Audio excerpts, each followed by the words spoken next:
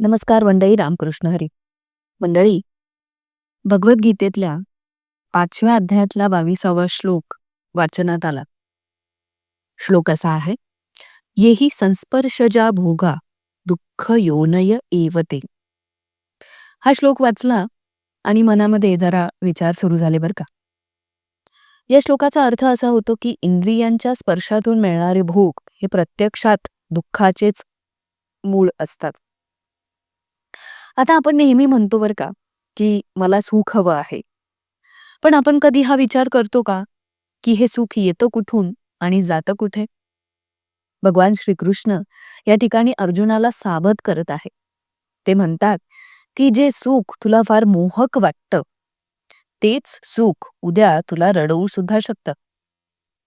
इंद्रियांचं सुख कसं असतं तर गार वाऱ्यासारखं बरं का. गार वारा येतो, थोडा दिलासा देतो आणि निघून जातो.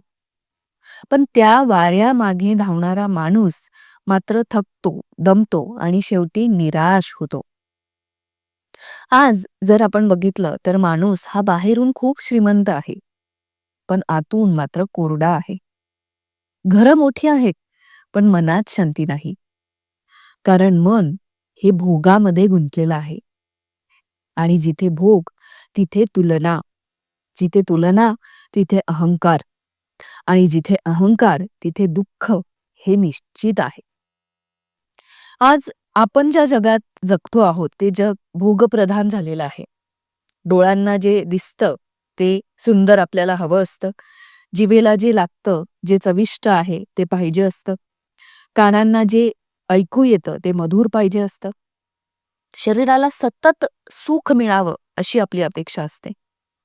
पण कधी थांबून आपण हा विचार केला आहे का, की हे सुख किती काळ टिकणार आहे किंवा किती काळ टिकतं?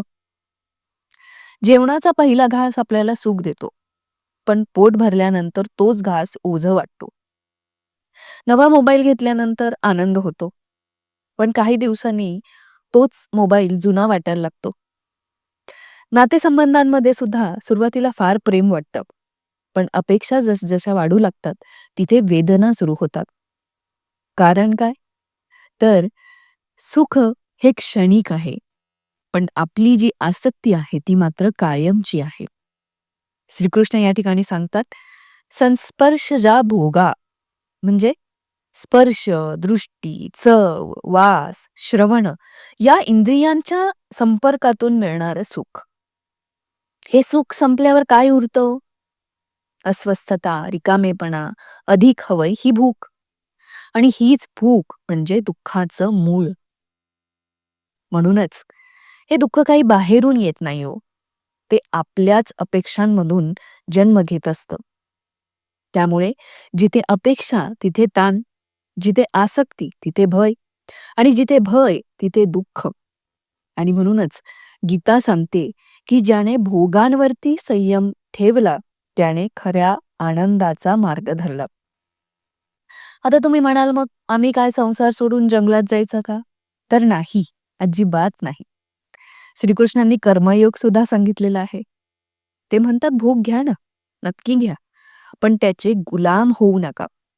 सुख आलं तर आनंद माना, पण ते गेलं तर खचू नका. कारण जे येतं ते जाणारच, हा सृष्टीचा नियम आहे. खरं सुख हे बाहेरच्या वस्तूंमध्ये नाही, तर ते आपल्या अंतःकरणामध्ये आहे, समाधानामध्ये आहे, स्वीकारामध्ये आहे.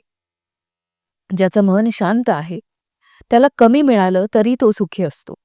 आणि ज्याचं मन अस्वस्थ आहे, त्याला सर्व मिळूनही दुःखच वाटतं. आणि म्हणूनच श्रीकृष्णांनी याला दुःख योनय म्हटलेलं आहे बरं का. म्हणजे दुःखाचं मूळ. सुख संपल्याचं दुःख नसतं, तर ते सुख पुन्हा मिळणार नाही ही जी भीती आहे, त्याचं दुःखामध्ये रूपांतर होतं. गीता आपल्याला वैराग्य शिकवते. मग वैराग्य म्हणजे काय हो? तर सगळ्या गोष्टींना नकार का? तर नाही. वैराग्य म्हणजे विवेक. वस्तू वापरा, पण त्याच्यावरती अवलंबून राहू नका. कारण जेव्हा आपलं मन वस्तूंवरती अवलंबून राहतं, तेव्हा आपला आत्मा दुर्लक्षित होतो. आजच्या भौतिकवादी युगामध्ये या श्लोकाचं महत्व अधिक वाढतं बरं का. कारण सतत अनेक सुविधा आपल्या आजूबाजूला आहेत, सगळं काही अगदी आपल्या हाताशी आहे, परंतु तरी सुद्धा माणूस अस्वस्थ आहे. जर आपण या संस्पर्शजन्य भोगांवरती अवलंबून न राहता आपल्या आत्मिक विकासाकडे वाटचाल केली, तर आणि तरच खरं सुख आणि शांती आपल्याला अनुभवता येईल. श्रीकृष्णांचा हा संदेश आपल्याला भोगांचा त्याग करायला नाही शिकवत आहे, तर त्यांच्याशी असलेली आसक्ती कमी करायला शिकवतोय. कारण श्रीकृष्ण सांगत आहेत की खरे सुख हे बाहेर नाही आहे, तर आपल्या आत आहे.